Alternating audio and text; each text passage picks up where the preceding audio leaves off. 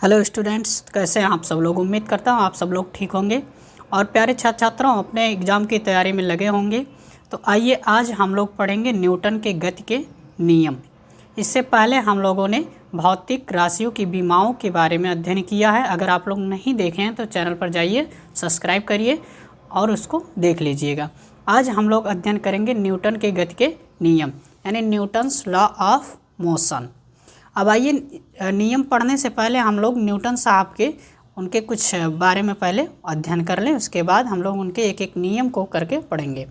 गति के नियमों को सबसे पहले सर आइजैक न्यूटन ने सन 1687 ईस्वी में अपनी पुस्तक प्रिंसिपिया में प्रतिपादित किया। इसलिए इस वैज्ञानिक के सम्मान में इन नियमों को न्यूटन के गति नियम कहते हैं।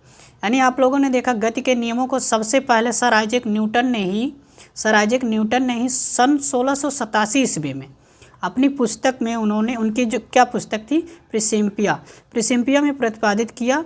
इसलिए इस वैज्ञानिक के सम्मान में इन नियमों को न्यूटन के गति नियम कहते हैं। अब हम लोग पढ़ते हैं इनका प्रथम नियम क्या है।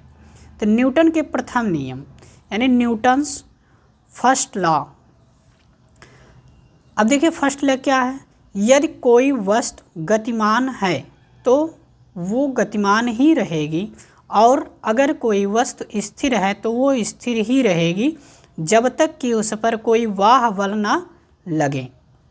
यानी देखिए यदि कोई भी वस्तु गतिमान है तो वो गतिमान ही रहेगी, यानी अगर गति कर रही है तो वो गति ही करती रहेगी। अगर कोई वस्तु स्थिर है तो वह स्थिर ही रहेगी जब तक कि उस पर कोई बाहरी बल न लगाया जाए। ठीक है, वही है सेम नियम, लेकिन ये थोड़ा बड़ा ये छोटा, जो आपको समझ में आएगा वो आप लिख लीजिएगा। सेम चीज़ें हैं।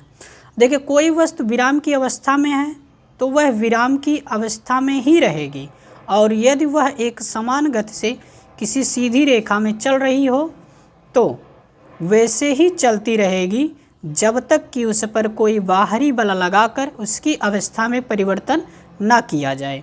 इसे जड़त्व का नियम भी कहा जाता है।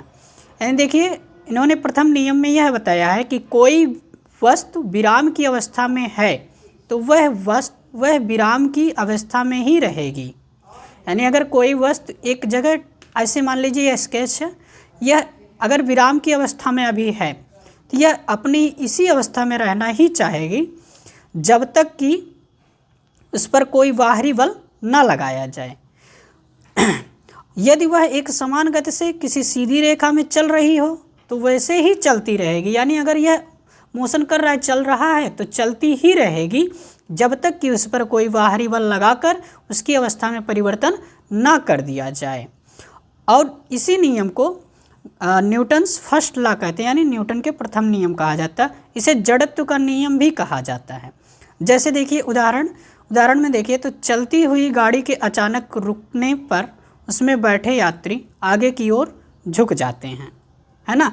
अब दूसरा, अगर देखिए चलती हुई गाड़ी चल रही है और अचानक से गाड़ी अगर रुक गई तो उसमें बैठे जो यात्री होते हैं वो किस तरफ झुक जाते हैं, आगे की ओर झुक जाते हैं। अगर दूसरा उदाहरण इसी में देखें तो देखिए गोली मारने से कांच में गोल छेद हो जाता है, परंतु पत्थर मारने पर वह कांच टुकड़े टुकड़े हो जाते हैं। यानी अगर आप गोली मारिए किसी कांच शीशे पर तो वह शीशे में गोल छेद हो जाएगा गोली से। अब अगर आप उसी पर पत्थर मार दीजिए तो वह पत्थर से क्या होगा, शीशा चकनाचूर हो जाएगा, यानी खंड खंड टूट जाएगा। ठीक है, और यह था आपका प्रथम नियम। और नेक्स्ट वीडियो में हम लोग सेकंड नियम को पढ़ेंगे, यानी न्यूटन सेकंड लॉ। तो अगर आप लोग चैनल पर नए हैं तो चैनल को सब्सक्राइब कर लीजिए, लाइक करिए। फिर हम लोग मिलते हैं नेक्स्ट वीडियो में। तब तक के लिए धन्यवाद।